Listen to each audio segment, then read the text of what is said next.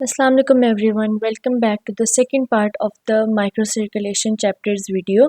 In this video we are going to study about interstitium और हम बात करेंगे स्टार्लिंग फोर्सेस के बारे में जो कि आगे आप लोगों को ज़रूर समझ आ जाएंगे.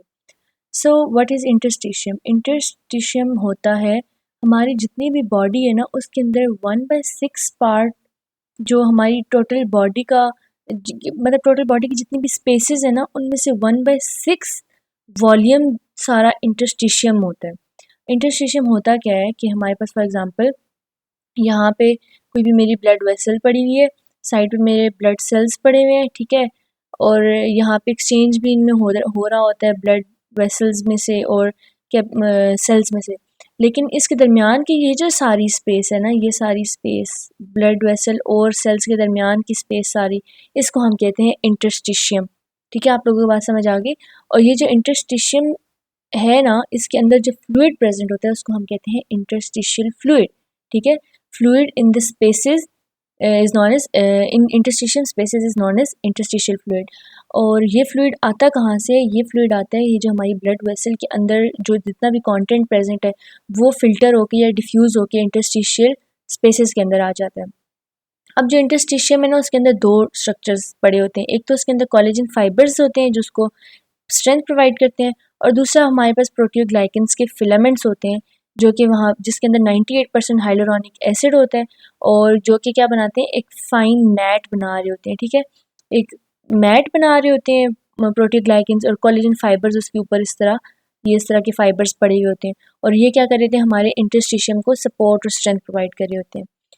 अब जो हमारे पास यहाँ पे मैंने जैसे बताया ब्लड वेसल है, ब्लड वेसल के अंदर जितनी चीज़ें प्रेजेंट हैं वो सारी इंटरस्टिशियम के अंदर भी प्रेजेंट होती हैं, सिवाय एक चीज़ की जो है प्रोटीन. क्योंकि प्रोटीन बहुत लार्ज स्ट्रक्चर होते हैं तो प्रोटीन जो है ना इन पोर्स में से निकल के इंटरस्टिशियम के अंदर नहीं आ पाते. इसलिए ब्लड प्लाज्मा में तो प्रोटीन्स होते हैं लेकिन इंटरस्टिशियम में कोई प्रोटीन नहीं होता. ठीक है, और इंटरस्टिशियल फ्लूइड जो है उसके अंदर बेसिकली क्या चीज़ होता है, वो चीज़ होती है जो कि प्लाज्मा के अंदर पड़ी हुई होती है, वो सब चीज़ें इंटरस्टिशियल फ्लूइड के अंदर भी होती हैं. और इसको हम टिश्यू जेल या फ्री फ्लूइड भी कहते हैं. और ये करता क्या है, जब बहुत ज़्यादा इंटरस्टिशियल फ्लूइड यहाँ पे इकट्ठा हो जाता है ना किसी भी ऑर्गन के अंदर तो उधर एडिमा कॉज कर देता है, बहुत ज़्यादा फ्लूइड की एक्यूमुलेशन हो जाती है. अच्छा, अब हमने किस तरह इस चीज़ को कंट्रोल करना है कि हमने कितना फ्लूइड ब्लड के वेसल के अंदर रखना है, कितना फ्लूइड इंटरस्टिशियम में रखना है और कितना फ्लूइड सेल के अंदर चला जाएगा. ये कुछ फोर्सेस होती हैं जो डिटरमिन करती हैं कि हमारे पास movement from interstitium to the blood vessel हो रही है या from blood vessel to interstitium हो रही है मूवमेंट. अब आइए देखते हैं स्टार्लिंग फोर्सेस क्या होती हैं और कैसे मूव और वर्क करती हैं. अच्छा, स्टार्लिंग फोर्सेस होती हैं 4 forces that determine if fluid move out of the blood into interstitial fluid और ऑपोजिट डायरेक्शन. ये ब्लड वेसल है और लेट सपोज ये साइड पे सारा इंटरस्टिशियम प्रेजेंट है. स्टार्लिंग फोर्सेस ये डिसाइड करती हैं कि फ्लूइड को ब्लड वेसल के अंदर जाना चाहिए या बाहर इंटरस्टिशियम के अंदर आना चाहिए. और ये 4 फोर्सेस कौन सी हैं जो इन ब्लॉक्स के अंदर लिखी हुई हैं? अच्छा, मैं आपको दिखाती हूँ. ये 4 फोर्सेस हैं हमारे पास. पहली है कैपिलरी का हाइड्रोस्टेटिक प्रेशर, दूसरा है हमारे पास ऑस्मोटिक प्रेशर. मैं आपको हाईलाइट करके दिखाती हूँ. This one is the capillary का हाइड्रोस्टेटिक प्रेशर. ठीक है, दूसरा है हमारे पास osmotic forces of the interstitium, फिर इंटरस्टिशियल की हाइड्रोस्टेटिक प्रेशर और फिर प्लाज्मा की ऑस्मोटिक फोर्सेस. अब ये क्या क्या होती है मैं आपको बताती हूँ. हाइड्रोस्टेटिक प्रेशर, जो जब भी स्टार्लिंग फोर्सेस में हाइड्रोस्टेटिक प्रेशर की बात आएगी आपने ये समझ लेना है, हाइड्रोस्टेटिक प्रेशर हमेशा पुश अवे करता है. हाइड्रोस्टेटिक प्रेशर क्या करता है? Push away.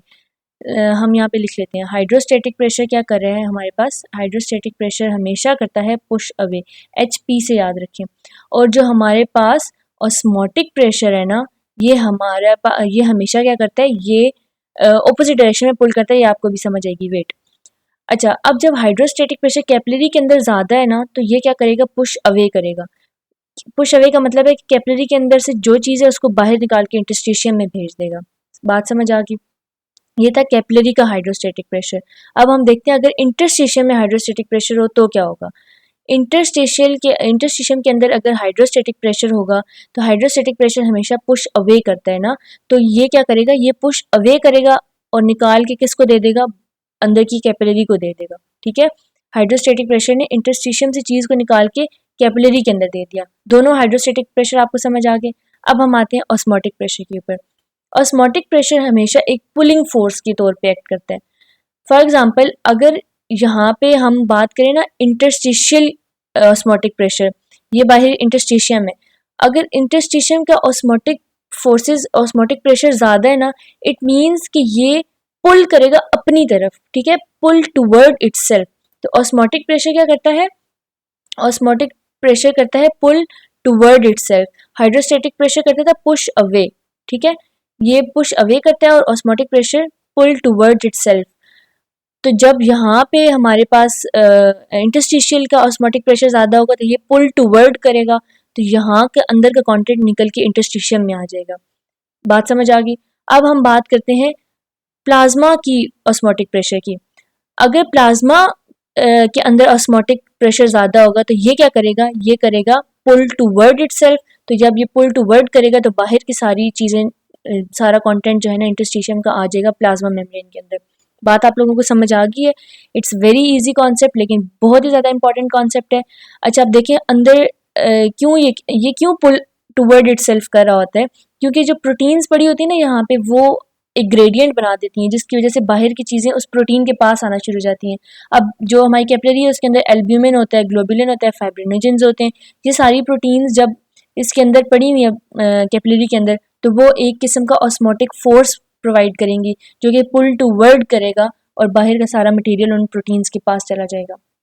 अब एक और कॉमन सेंस की बात वो ये कि इंटरस्टिशियल जो हमारे पास ऑस्मोटिक फोर्सेस हैं जो इंटरस्टिशियल प्रोटीन्स की वो पुल टूवर्ड करती है ना, तो इंटरस्टिशियम में तो हमने पढ़ा कि प्रोटीन्स बहुत कम होते हैं, प्रोटीन्स बिल्कुल निग्लिजिबल होते हैं क्योंकि ज़्यादा प्रोटीन्स तो क्रॉस ही नहीं कर सकते। तो जब इंटरस्टिशियम में प्रोटीन्स बहुत कम होंगी इसका मतलब है वो प्रोटीन्स पुल टूवर्ड भी बहुत कम करेंगी। तो हम ये कह सकते हैं कि osmotic forces of the interstitial protein almost negligible होती है। ये बात आप लोगों को समझ आ गई। इस लेक्चर का मेन कंटेंट आप लोगों को समझ आ जाएगा अगर आपको ये चीज़ समझ आ गई। Let's move toward the next thing. अच्छा नेक्स्ट थिंग है हमारे पास कैपिलरी फिल्ट्रेशन कोफिशिएंट। अब ये हमने जितनी फोर्सेस पढ़ी ना, 4 फोर्सेस पढ़ी, 2 हाइड्रोस्टैटिक प्रेशर और 2 ऑस्मोटिक प्रेशर। इन सारी चीज़ों का जो एक बैलेंस है ना, अगर इन सारी चीज़ों को इकट्ठे एक्सप्रेस कर दो ना तो वो बन जाता है हमारे पास कैपिलरी फिल्ट्रेशन कोफिशिएंट, जिसको हम KF भी कहते हैं। ये क्या होता है, to measure capacity of capillary membrane to filter water for a given net filtration pressure is usually expressed as millilitre per minute per ये इसका millimetre of mercury net filtration pressure. कुछ समझ नहीं आई, कोई बात नहीं, मैं समझाती हूँ।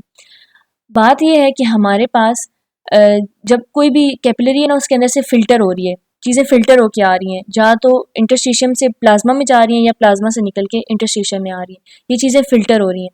ये फिल्ट्रेशन जो होती है इज़ इक्वल टू इसका कोफिशिएंट जो कि कांस्टेंट वैल्यू है multiply by net fluid pressure. नहीं समझ आई, मैं दोबारा समझाती हूँ। मतलब ये कि अगर आप मुझे ये बताएं कि अगर बाहर से इंटरस्टिशियम ज़्यादा पुल कर रहा है अपनी तरफ चीज़ों को तो चीज़ें बाहर आना शुरू हो जाएंगी, और अगर यहाँ अंदर जाने वाली फोर्सेस ज़्यादा है, ठीक है, तो वो चीज़ें अंदर जाएंगी। ठीक है, बात आप लोगों को समझ आई है। लेट सपोज जो चीज़ें हमें बाहर ला रही हैं वो कौन कौन सी हैं। बाहर लाने के लिए एक कैपिलरी का हाइड्रोस्टैटिक प्रेशर और एक हमारे पास osmotic pressure of the interstitial protein, ये दोनों बाहर ला रही हैं। अगर बाहर लाने वाली फोर्सेस ज़्यादा होंगी तो चीज़ें बाहर मूव करेंगी, लेकिन अगर अंदर लेके जाने वाली फोर्सेस यानी कि इंटरस्टिशियल हाइड्रोस्टैटिक प्रेशर और ऑस्मोटिक फोर्सेस का osmotic pressure of the plasma protein, अगर अंदर जाने वाली दोनों फोर्सेस ज़्यादा हैं तो चीज़ें ज़्यादा अंदर मूव करेंगी। इट मीन्स कि अगर ये चीज़ नेगेटिव होगी और ये चीज़ पॉजिटिव होगी तो चीज़ें इंटरस्टिशियम से प्लाज्मा के अंदर मूव करना शुरू कर देंगी। लेकिन अगर ये चीज़ हमारे पास नेगेटिव हो गई है और ये चीज़ पॉजिटिव हो गई है, तो ये पॉजिटिव वैल्यू हाई है, तो ये सारी चीज़ें हमारे पास नेट मूवमेंट क्या होगी, आउटसाइड मूवमेंट होगी, प्लाज्मा से चीज़ें निकल के कैपिलरी के अंदर आना शुरू होंगी। तो ये वही इक्वेशन है कि जब भी कोई चीज़ फिल्टर हो रही होती है वो डिपेंड करती है नेट फ्लूइड प्रेशर का। जिस तरफ का प्रेशर ज़्यादा होगा चीज़ें उसी तरफ मूव करके जाएंगी। और नॉर्मली जो हमारे पास ये कोफिशिएंट होता है ये 2 मिलीलीटर पर मिनट होता है। किडनी के अलावा हर जगह पे नेट फ्लूइड प्रेशर जो है वो 2 ml पर मिनट होता है।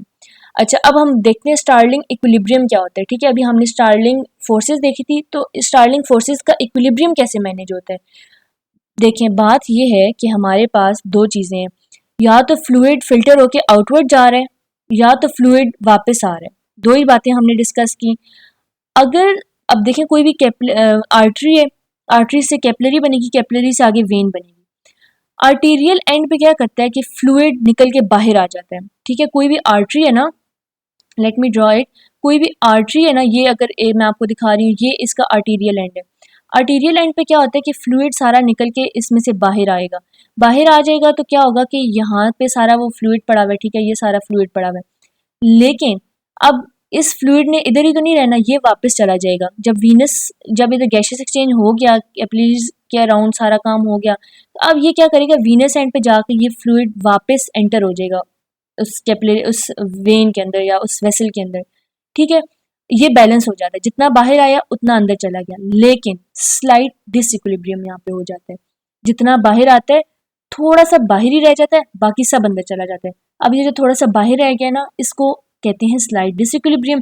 अब इस इक्विलिब्रियम को मैनेज करने के लिए इस स्मॉल अमाउंट ऑफ फ्लूइड को भी तो हमने किसी ठिकाने लगाने हैं, इसको हम दे देते हैं एक नए सिस्टम को, जिसको हम कहते हैं लिम्फेटिक सिस्टम। आई होप ये चीज़ आप लोगों को समझ आ गई होगी। It's very easy.